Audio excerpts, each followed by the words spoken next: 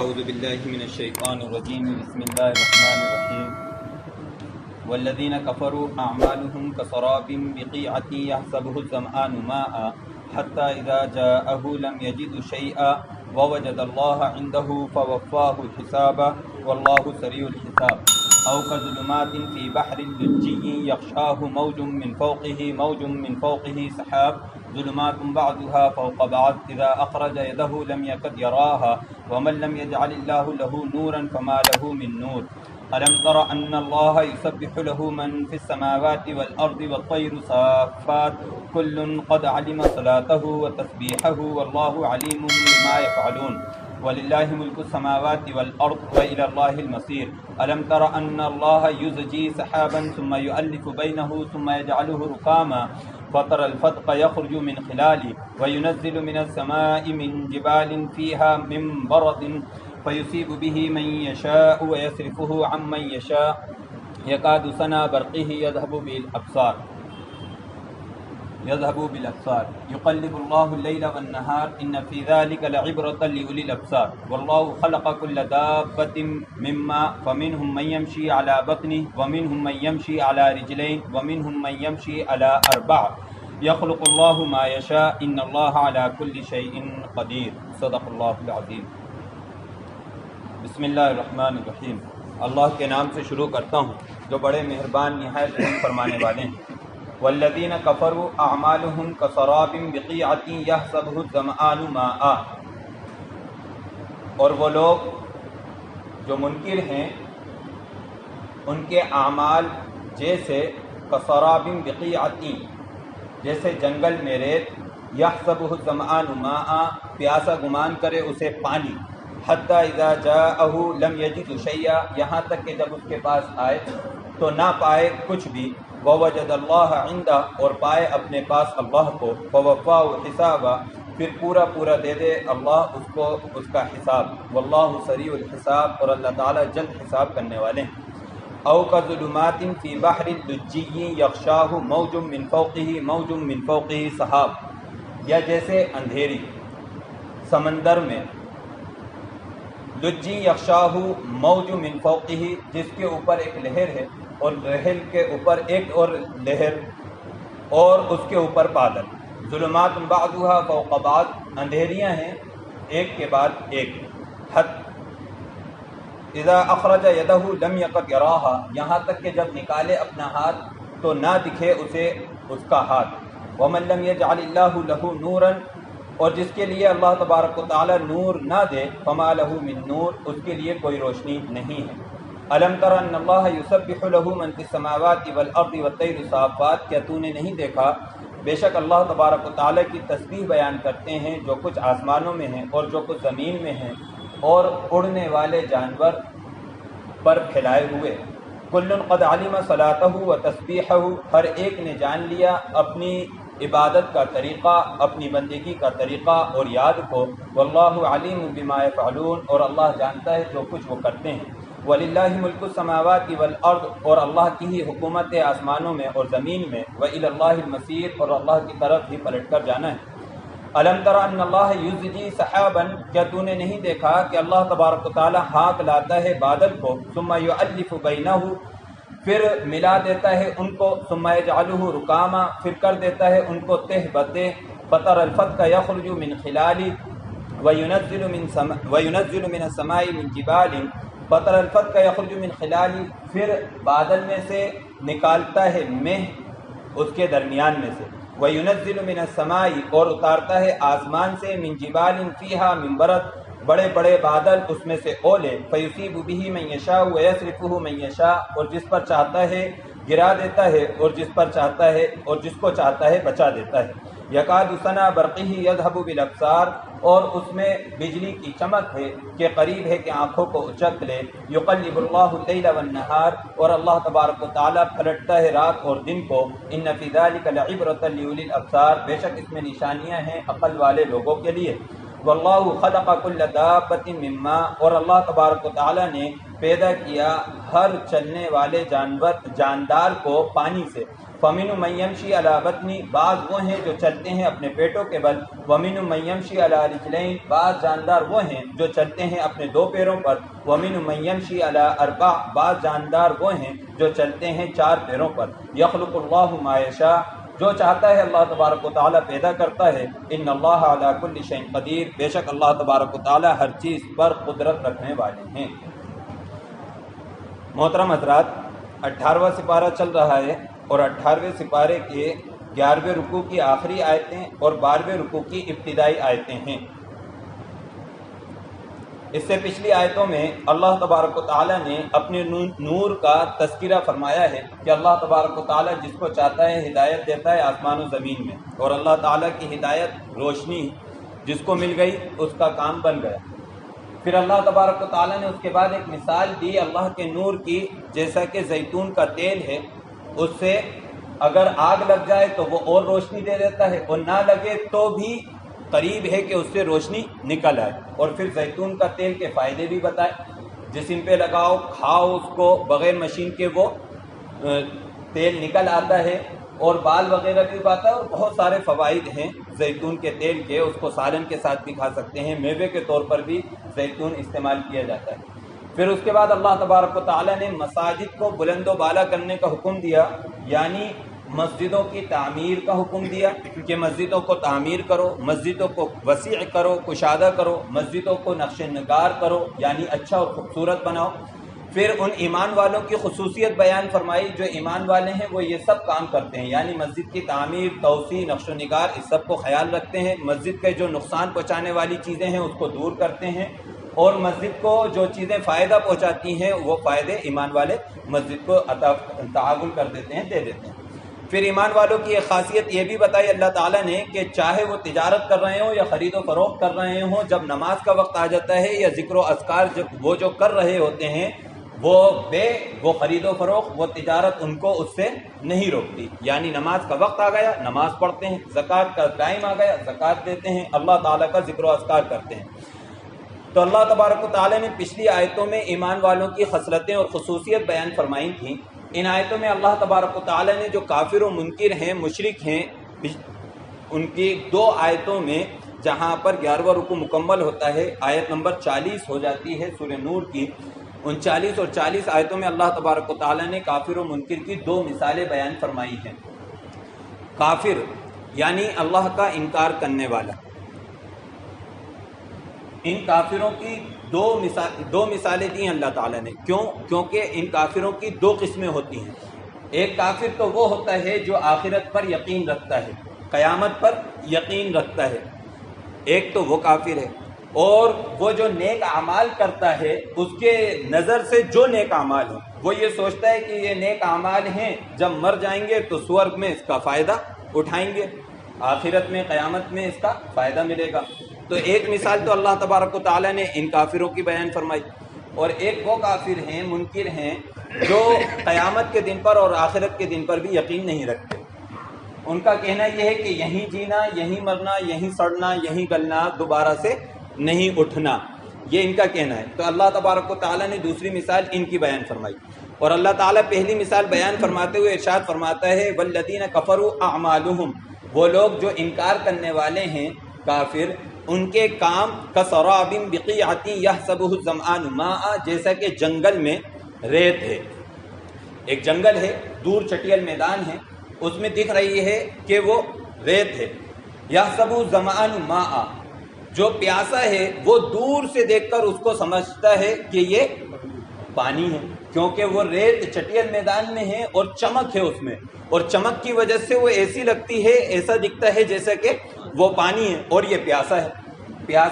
پانی ہے، امید لگاتے ہوئے یہ وہاں پر پہنچتا ہے۔ حتی اذا جاءہ لم یجد شیئا، جب وہاں چٹیل میدان میں پہنچا، جس کو پانی سمجھ رہا تھا، جب اس کو دیکھا تو پانی وغیرہ تو کچھ بھی ہاتھ نہیں لگا، وہ تو ریت ہی ریت پائی۔ ووجد اللہ عندہ، اور اس نے پایا اللہ تبارک و تعالیٰ کو اپنے پاس، یعنی اب اس کو پیاس کی شدت ہے اور کوئی پانی پلانے والا نہیں ہے، اور جس کو پانی سمجھ کر وہ اتنی دور تک آیا وہ بھی پانی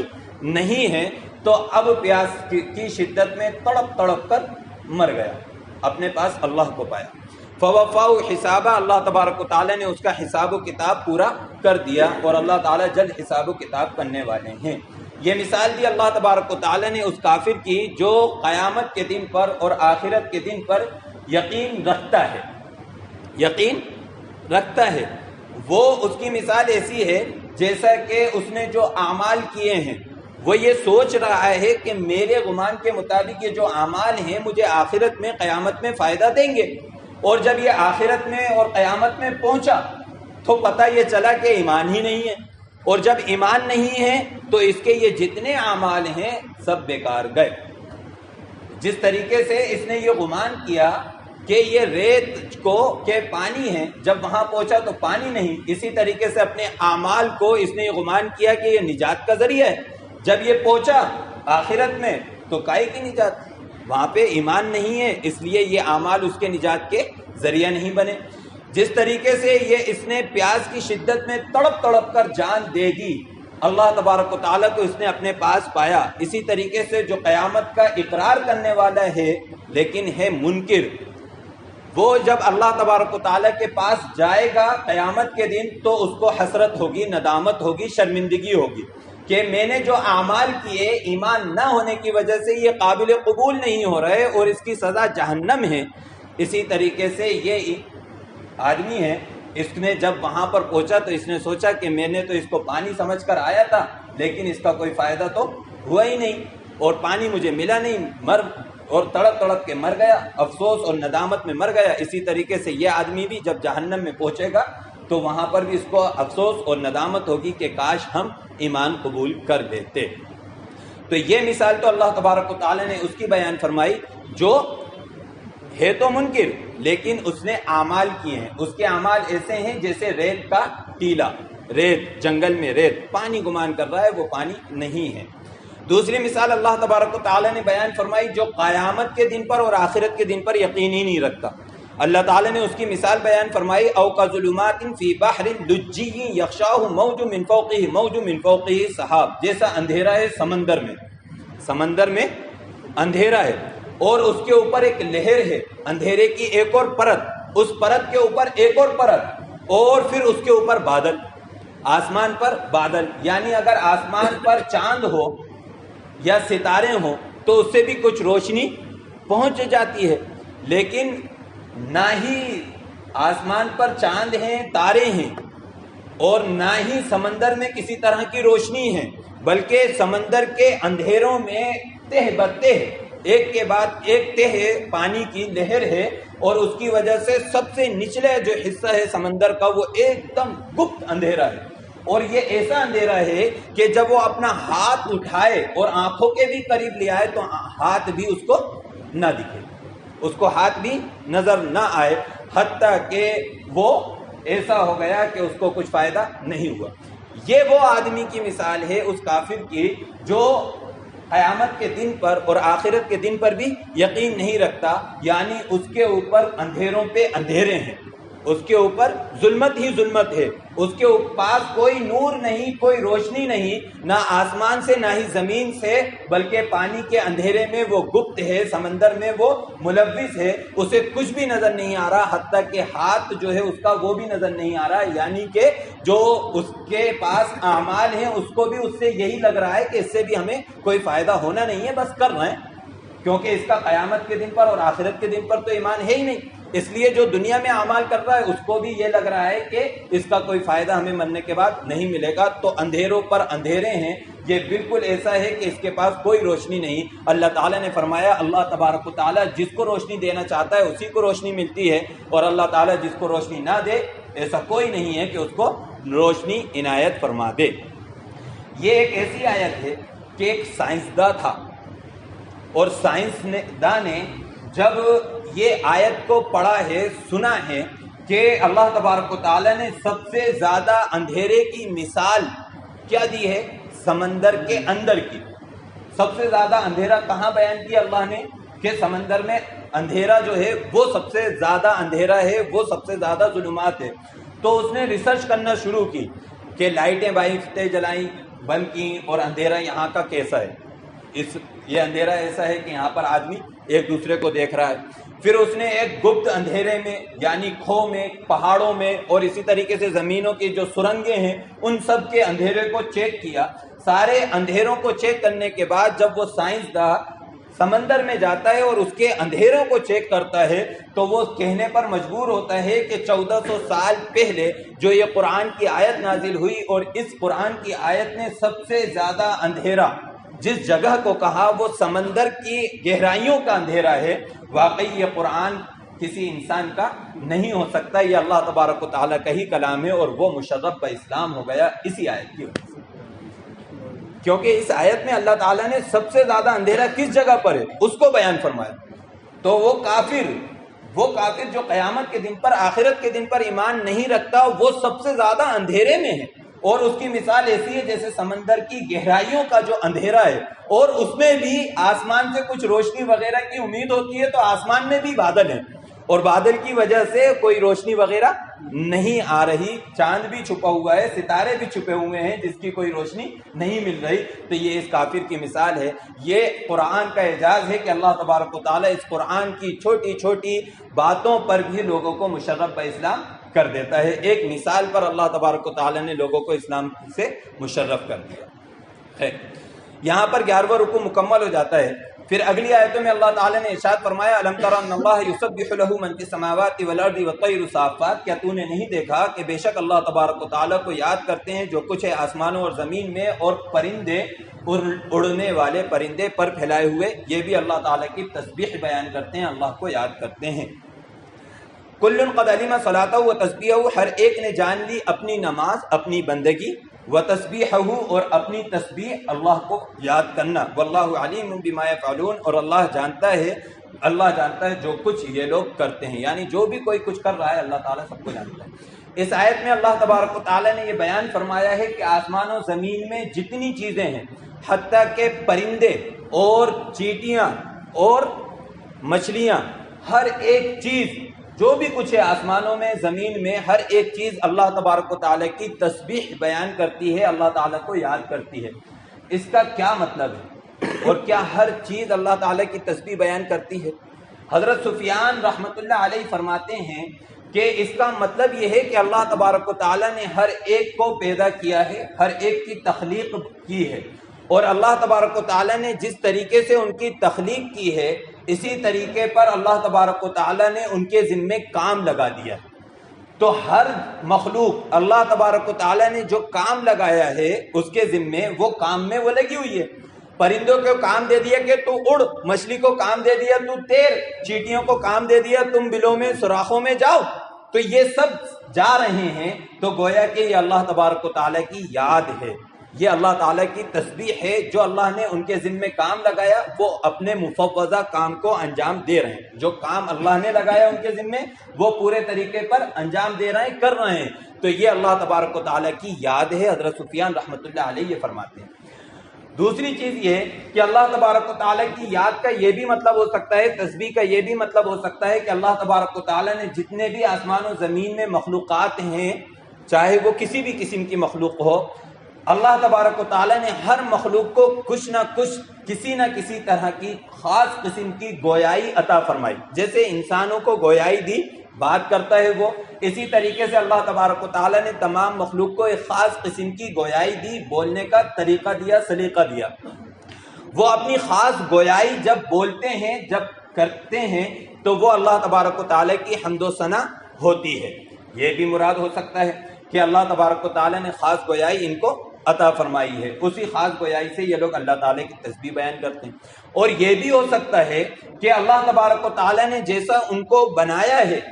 اس بنانے میں، اس تخلیق میں اللہ تبارک و تعالیٰ کی حمد و ثنا بیان ہو رہی ہو کہ دیکھنے والا یہ سمجھ جائے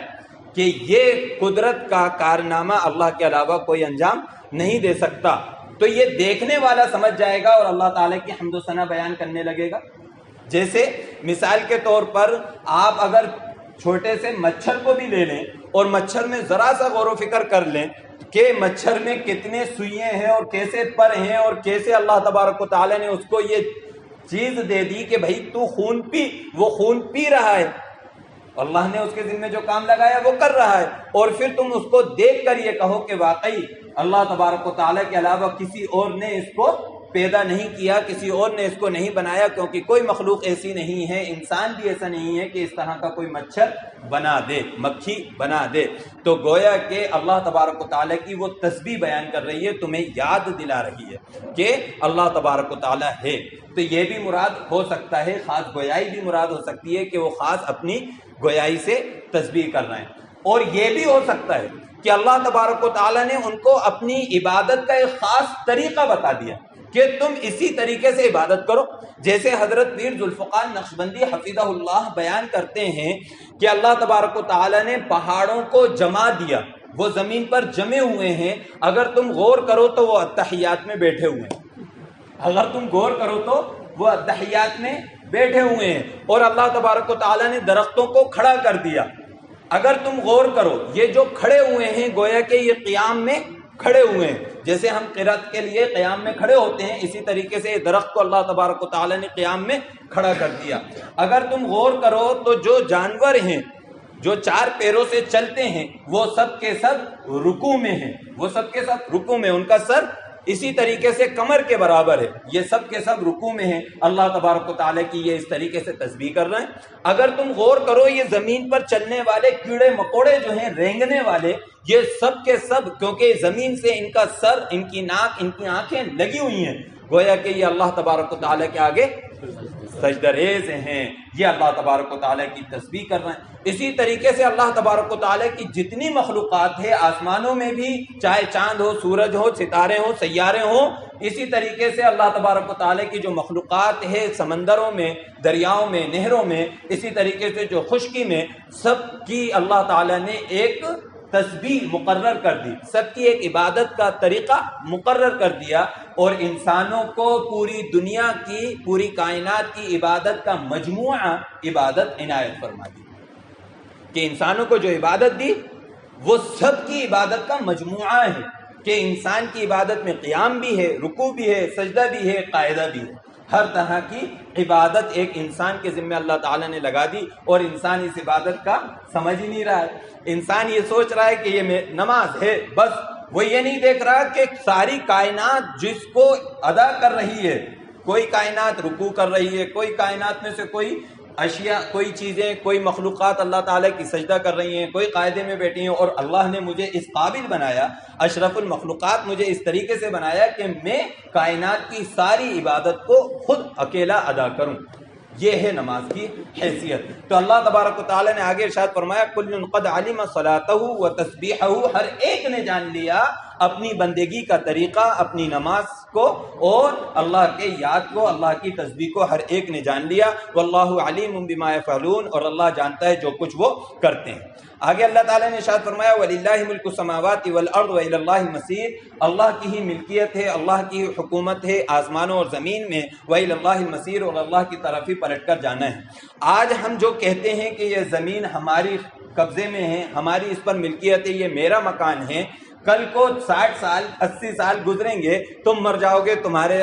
جو ورثہ ہوں گے ان کی ملکیت ہو جائے گی، تو وہ بھی مر جائیں گے، اس کے بعد جو آئیں گے ان کی ملکیت ہو جائے گی۔ غرض یہ کہ کسی کی بھی ملکیت حتمی اور دائمی نہیں ہے، سب کی ملکیت عارضی ہے، اور اصلی ملکیت جو ہے، حکومت جو ہے، وہ اللہ تبارک و تعالیٰ کی ہے، کہ اللہ تبارک و تعالیٰ اسے بانٹ رہا ہے کہ بھیا تھوڑے سے دن تو قبضہ کر لے، تھوڑے سے دن تو قبضہ کر لے، آخر میں ساری قبضے اور ساری حکومت اللہ تبارک و تعالیٰ کی ہی ہوگی۔ اس دن اللہ تبارک و تعالیٰ پوچھے گا لمن الملک اليوم، آج کس کے لیے ملکیت ہے، آج کس کی حکومت ہے؟ اس وقت کوئی نہیں ہوگا کہنے والا، سب فنا ہو چکے ہوں گے، سب فنا، کائنات ختم۔ اس وقت اللہ تعالیٰ پوچھے گا لمن الملک اليوم، تم کہتے تھے یہ میری ملکیت، یہ میری حکومت، یہ میری جائیداد، یہ میرا پیسہ، یہ میرا بنگلہ، یہ میری گاڑی، آج کہاں گئی یہ ساری حکومتیں؟ آج اللہ تبارک و تعالیٰ اس دن پوچھے گا، کوئی ہوگا ہی نہیں جواب دے، پھر اللہ تبارک و تعالیٰ خود ہی کہے گا وَلِلَّهِ مُلْكُ السَّمَاوَاتِ وَالْأَرْضِ، اللہ کا ہی ہے آسمان و زمین میں تمام چیزوں پر حکومت، اللہ کی ہی ملکیت ہے۔ وَإِلَى اللَّهِ الْمَصِيرُ، تم یہ سمجھ لو کہ تمہیں یہ عارضی طور پر زندگی بھی ملی ہے، عارضی طور پر مال و دولت، سب سے اللہ تعالیٰ نے نوازا ہے، سب کو اللہ کی طرف پلٹ کر جانا۔ آگے اللہ تعالیٰ نے ارشاد فرمایا الم تر ان اللہ یجزی سحابا ثم یؤلف بینہ ثم یجعل رکاما، کیا تم نے نہیں دیکھا اللہ تعالیٰ ہانک لاتا ہے بادل کو، ثم یؤلف بینہ پھر ان کو جما دیتا ہے، ملا دیتا ہے ایک دوسرے کے ساتھ، ثم یجعل رکاما پھر تہ بتہ بادلوں کو اللہ تبارک و تعالیٰ جماتا ہے، فطر الفتق یخرج من خلالی اور پھر ان بادلوں کے بیچ میں سے اللہ تبارک و تعالیٰ مہ بارش برسا دیتا ہے، وَيُنَزِّلُ مِنَ السَّمَاءِ مِن جِبَالٍ اور بڑے بڑے جو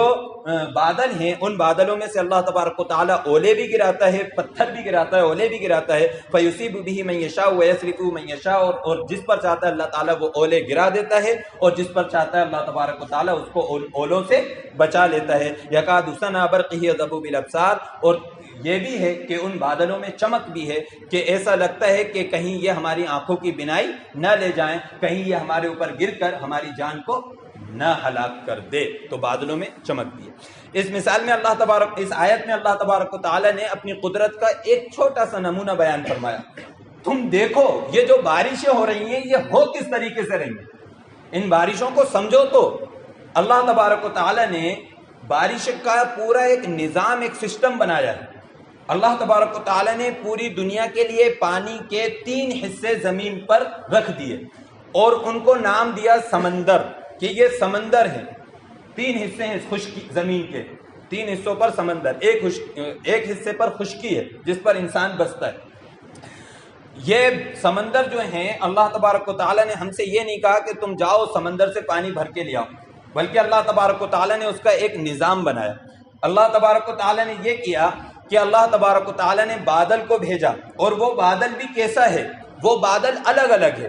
پھر اللہ تبارک و تعالیٰ نے اس بادل کو ملایا، کچھ ٹکڑا روئی کا ٹائپ کا اس طرح سے آیا، کچھ اس طرح کا آیا، بھاپ ٹائپ کی بادل جو ہے اس کو اللہ تبارک و تعالیٰ نے ملایا حتیٰ کہ وہ بڑا بادل ہو گیا۔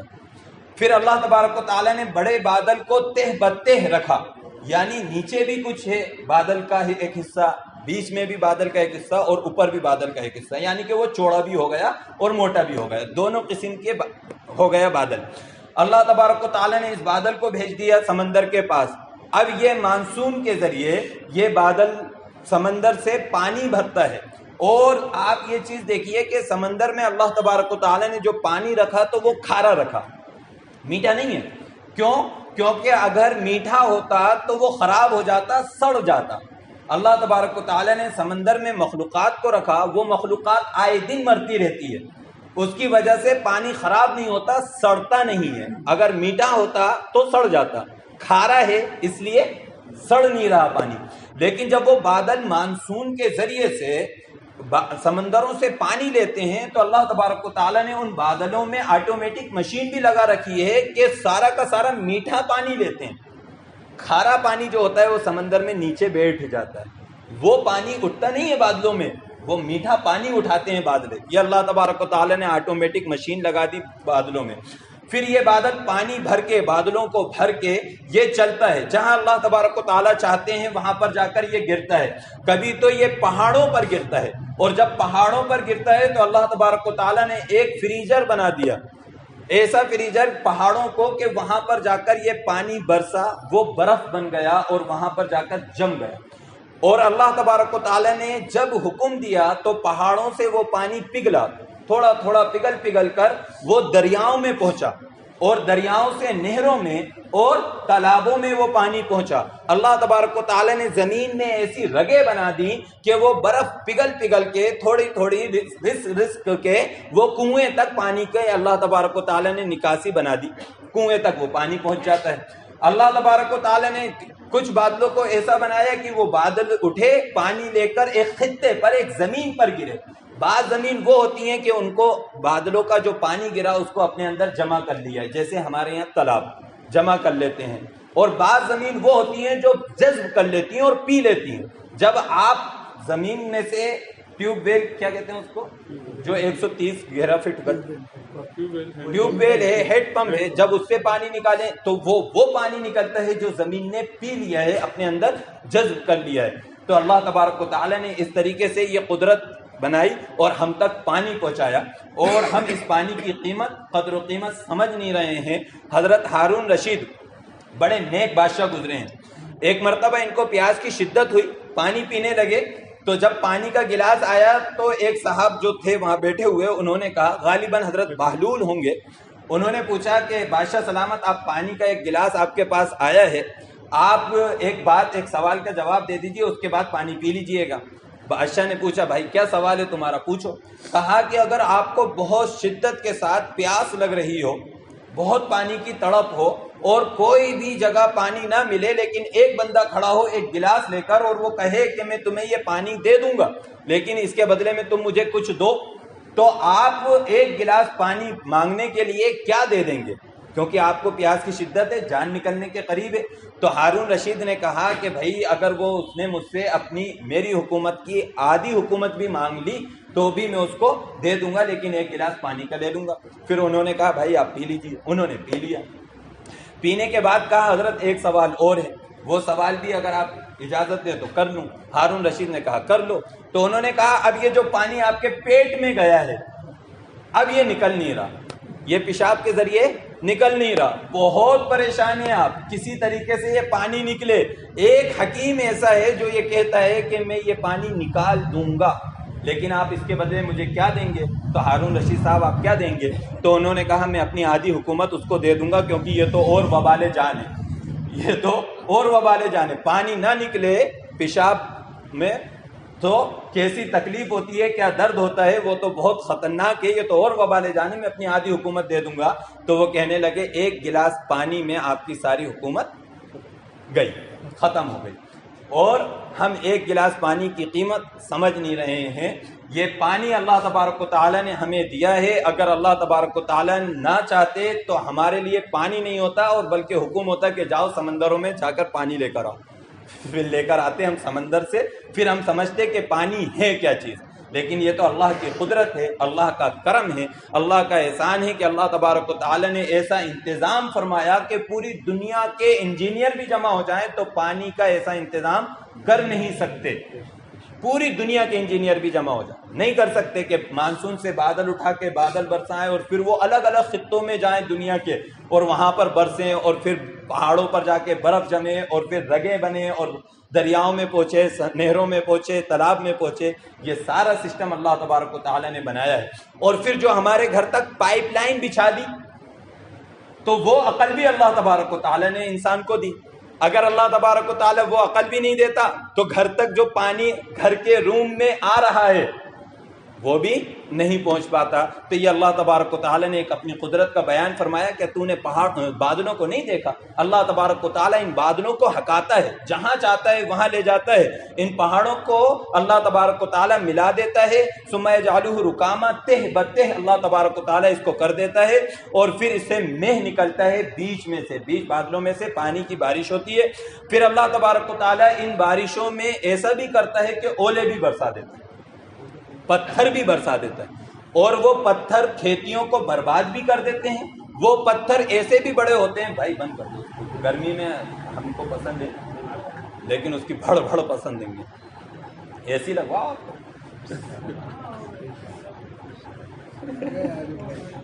نہیں بھائی، تھوڑی بہت تو ایسی میسی کی ضرورت نہیں ہے، جزاک اللہ۔ اب تو ختم ہونے والے ہیں، 2-3 منٹ بچا۔ تو اللہ تبارک و تعالیٰ اولے بھی برساتا ہے، اور اولے جب گرتے ہیں تو کھیتیاں بھی برباد ہوتی ہیں، اور اگر پتھر اللہ تبارک و تعالیٰ نے برسا دیے تو جان بھی چلی جاتی ہے۔ تو اللہ تبارک و تعالیٰ نے فرمایا یہ اولے برسانے والا، یہ پتھر برسانے والا میں ہوں، ان بادلوں سے پانی برسانے والا میں ہوں، اور ان بادلوں میں ایک چیز اور ہے، وہ ہے بجلی، اور بجلی کی چمک جب ہوتی ہے تو انسان ڈر بھی جاتا ہے، خوف بھی کھاتا ہے، کہیں ایسا نہیں ہو اندھے ہو جائیں، بجلی ہے وہ، کہیں ایسا نہیں ہو کہ ہماری جان ہی چلی جائے اگر کسی پر گر جائے۔ تو یہ اللہ تبارک و تعالیٰ نے اپنی قدرت کو بیان فرمایا۔ پھر اللہ تعالیٰ نے آگے ارشاد فرمایا یقلب اللہ اللیل والنہار، ہماری قدرت کی ایک نشانی یہ بھی ہے کہ ہم رات کو لاتے ہیں اور پھر دن کو لے آتے ہیں، پھر دن کو لے جاتے ہیں، رات لے آتے ہیں، یعنی رات اور دن کو ہم پلٹتے رہتے ہیں، کوئی نہیں ہے جو رات اور دن کو پلٹے۔ ان فی ذلک لعبرۃ لاولی الابصار، بے شک اس میں نشانیاں ہیں عقل مند لوگوں کے لیے۔ آخری آیت میں اللہ تعالیٰ نے ارشاد فرمایا واللہ خلق کل دابۃ من ماء، اللہ تبارک و تعالیٰ نے ہر چلنے والے جاندار کو پانی سے بنایا۔ فَمِنْهُ مَن يَمْشِي عَلَى بَطْنِهِ، بعض وہ ہیں جو پیٹ کے بل چلتے ہیں، وَمِنْهُ مَن يَمْشِي عَلَى رِجْلَيْنِ، بعض وہ ہیں جو دو پیروں کے بل چلتے ہیں، بعض وہ ہیں جو 4 پیروں پر چلتے ہیں۔ یخلق اللہ ما یشاء، اللہ تعالیٰ جو چاہتا ہے پیدا کرتا ہے، بے شک اللہ تعالیٰ ہر چیز پر قادر ہے۔ جتنے جاندار ہیں وہ سب کے سب پانی سے پیدا ہوئے ہیں، انسان بھی پانی کا ہی مادہ ہے، ورنہ پانی نہیں ہوتا تو انسان بھی نہیں ہوتا۔ اسی طریقے سے جتنی بھی مخلوقات میں جاندار چیزیں ہیں وہ سب اللہ تعالیٰ نے پانی سے ہی بنائی ہیں۔ ایک چیز تو یہ کہ بنائی ہے، دوسری چیز یہ کہ پانی کے بغیر کوئی بھی جاندار زندہ نہیں رہ سکتا، تو پانی میں گویا کہ اس کے لیے